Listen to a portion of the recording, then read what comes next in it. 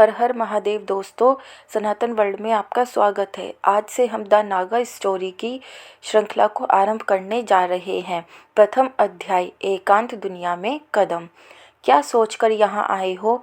युवा हो इसलिए शायद किसी रोमांच की तलाश में भटकते भटकते यहाँ पहुँच गए हो। लौट जाओ तुरंत, यह दुनिया तुम्हारे लिए नहीं है और अपनी दुनिया में किसी का प्रवेश हमें स्वीकार नहीं है। एक जोरदार स्वर गूंजा। वे इस समय एक गुफा के अंदर खड़े थे, जहां अंधेरा होने के कारण पहले तो उनके लिए यह समझ पाना मुश्किल था कि यह आवाज़ कहाँ से आई है और किसकी है। फिर आंखें थोड़ी थोड़ी अभ्यस्त हुई। क्षीण प्रकाश की एक धारा सी फूटती लगी। शायद किसी छिद्र में से वह रोशनी भीतर प्रवेश कर रही थी। पाँव के नीचे खुरदरापन महसूस हुआ।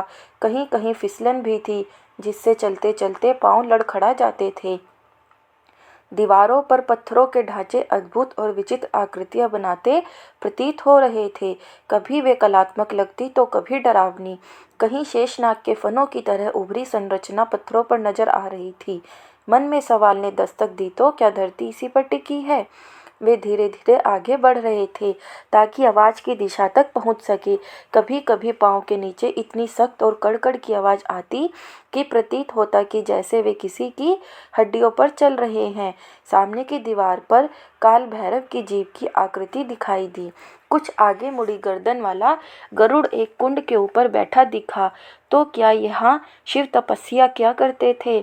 उन्होंने आश्चर्य तो इस बात का हो रहा था कि जमीन के इतने अंदर होने के बावजूद गुफा में घुटन नहीं महसूस हो रही थी, बल्कि एक अभूतपूर्व शांति का एहसास हो रहा था।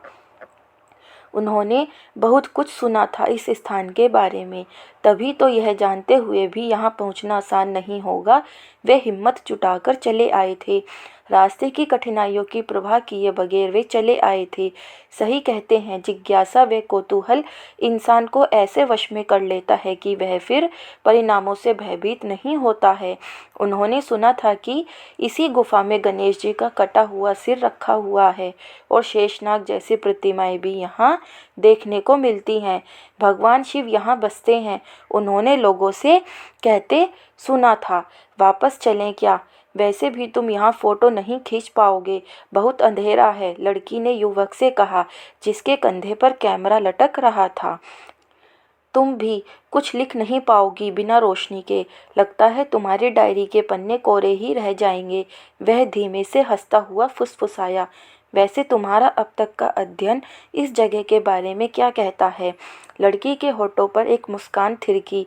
उसने हाथ में डायरी पकड़ी हुई थी, जिस पर नीले कपड़े का कवर था और पन्नों के बीच रखा पेन थोड़ा बाहर झांक रहा था। आवाज़ किस दिशा से आई थी, यह जानने में असफल वे दोनों वहीं दीवार की टेक लगाकर खड़े हो गए। दरअसल वे दुविधा में थे कि आगे बढ़ें या लौट जाएं।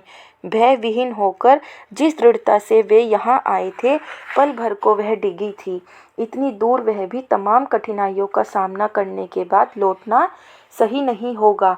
अपने श्रम को निष्फल होने देना क्या उचित होगा? जब तक आंखें अंधेरे की ओर अभ्यस्त न हो जाएं, यहीं ठहरना ठीक है। कुछ नहीं होगा, मैं तुम्हारे साथ हूँ, युवक ने उस लड़की को आश्वस्त किया। लेकिन जिस आवाज़ ने यहाँ से चले जाने का आदेश दिया है, उन्हें कैसे पता लगेगा कि हम युवा हैं? क्या वे हमें देख सकते हैं? हमें क्यों नहीं कोई दिख रहा है? सचमुच किसी रहस्यमयी दुनिया में तो हम नहीं आ गए हैं? लड़की बोली और युवक के हाथ को मजबूती से थाम लिया। रहस्यों की खोज करना ही तो तुम्हारा विषय है, फिर कैसा घबराना? तुमको तो बहुत जानकारी है, बताओ कुछ यहाँ के बारे में। युवक ने लड़की का ध्यान बटाने के ख्याल से कहा। मैं पूरे विश्वास से तो नहीं कह सकती कि यह वही गुफा है जिसके बारे में मैंने पढ़ा है, लेकिन काफ़ी हद तक लगती वही है। पुराणों के अनुसार त्रेता युग में इस रहस्यमय गुफा की खोज राजा ऋतुपूर्ण ने की थी, जिसके बाद उन्हें यहाँ नागों के राजा अधिशेष मिले थे। राजा अधिशेष राजा ऋतुपूर्ण को गुफा के अंदर ले गए, जहाँ उन्होंने सभी देवी देवता और भगवान शिव के दर्शन किए। कहा तो यह भी जाता है कि इंसान द्वारा इसकी खोज करने वाले राजा ऋतुपर्ण पहले व्यक्ति थे। त्रेता युग के बाद इस गुफा का उल्लेख द्वापर युग में मिला, जब पांडवों द्वारा इस गुफा को फिर से वापस ढूंढ लिया गया था और वे यहाँ रहकर भगवान शिव की पूजा करते थे। पौराणिक कथाओं के मुताबिक कलयुग में इसकी खोज आदि शंकराचार्य ने 8वीं सदी में की थी। तब भी यहाँ तप करते थे। साधु रहने लायक स्थान बना लिया था जैसे उसे। अभी तक गए नहीं। फिर से वही स्वर गूंजा। इस बार स्वर में ज्वाला सी निकली थी जैसे। क्यों आए हो यहाँ? स्वर की गर्जना से पल भर को युवक सहम गया। वह अब करीब से आ रही थी। गुफा की जमीन और दीवारों पर पीला प्रकाश काँप रहा था, जैसे कोई जलती हुई लौ हो जिसकी परछाई पड़ रही हो। शायद लालटेन का प्रकाश हो। उनके सामने एक अधेड़ साधु खड़ा था। उसकी अंगारे सी लाल लाल आंखों को देख उसके पांव कांपे। लंबी दाढ़ी, पूरे शरीर पर वस्त्र के नाम पर केवल भस्म और लंगोट। वह पालथी मारकर जमीन पर बैठ गया। वहां बैठी उस आकृति को देख पहली नजर में कोई भी भयभीत हो सकता था। युवक ने चारों ओर नजरें घुमाईं। अब दिख रहा था, बेशक स्पष्टता से नहीं, लेकिन इतना अवश्य कि दृश्य समझ आ जाए। और भी बहुत से साधु वहां बैठे थे। सब नग्न अवस्था में थे। भस्म में लिपटे, माथे पर लाल टीका लगा था। गले में रुद्राक्ष की मालाएं थी। जटाओं में बंधा छोटा त्रिशूल और पास में रखे चिमटे।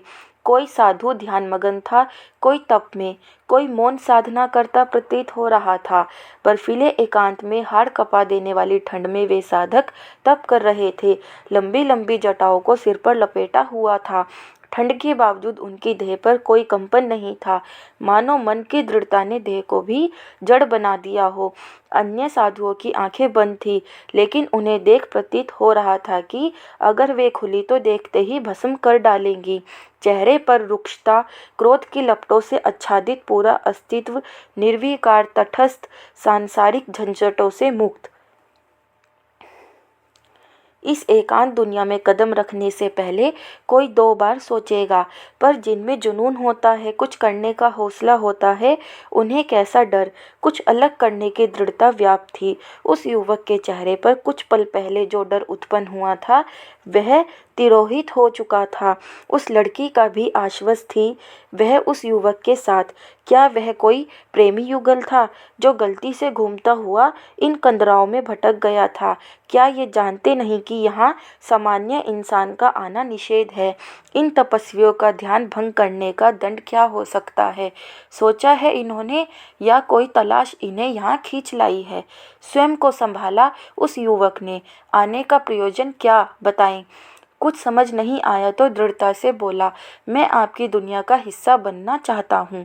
फिर कुछ पल चुप रहा। असमंजस की स्थिति ने उसे घेर लिया था।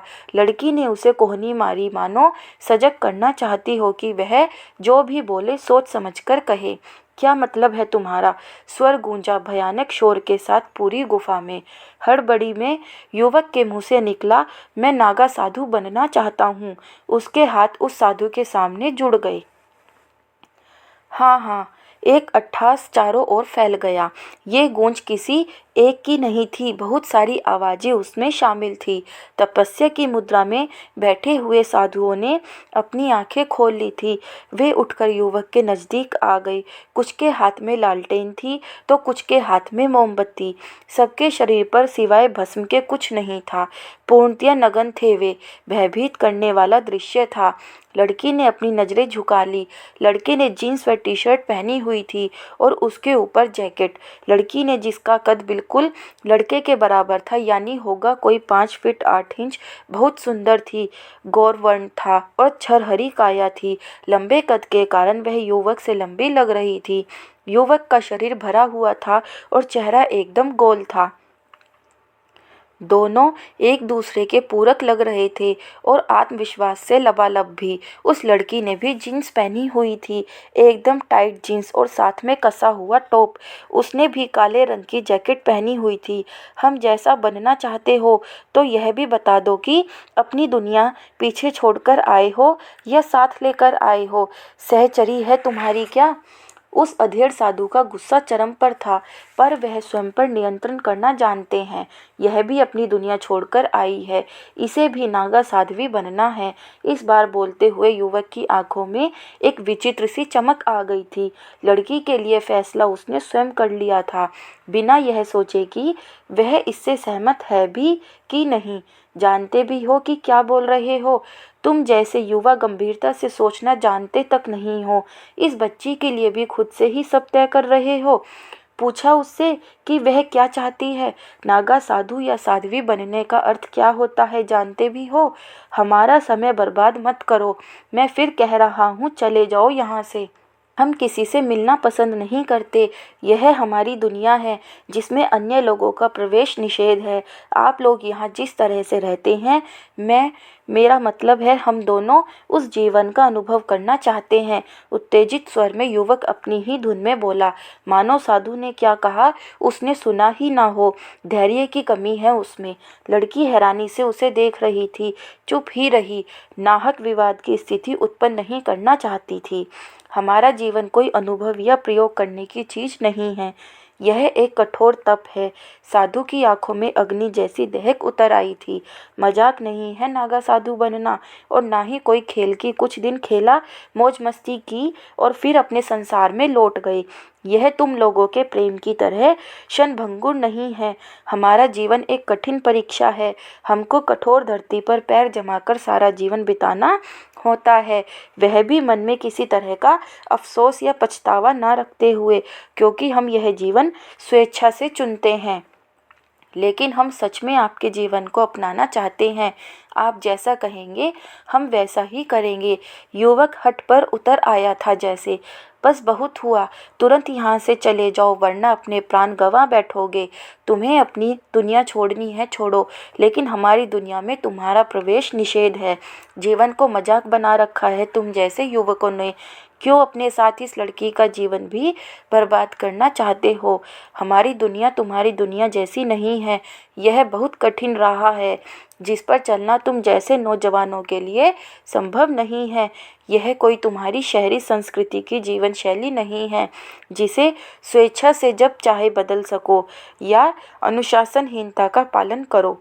जब मन आए जो करो, अपने मन मुताबिक चलो, ऐसी छूट नहीं मिलती यहाँ। हमारी जीवन शैली नियमों और अनुशासन से बंधी हुई है, उसमें अंश मात्र भी ढिलाई की गुंजाइश नहीं है। कठोर तप से भी अधिक मुश्किल है हमारा जीवन यापन का तरीका। तुम सोचकर आए होंगे कि कोई हिप्पी समुदाय होगा या आम साधु जो यहाँ गुफा में तप कर रहे हैं, लेकिन हम नागा साधु हैं। रहते नग्न हैं, पर कड़ा आचरण और स्वयं पर नियंत्रण हमारे आवरण है। मूर्ख हो तुम, चले जाओ यहाँ से। अपना पिंडदान करने का साहस है क्या तुझ में? तुझसे अधिक मूर्ख तेरी सहचरी है जो तेरे साथ यहाँ तक चली आई।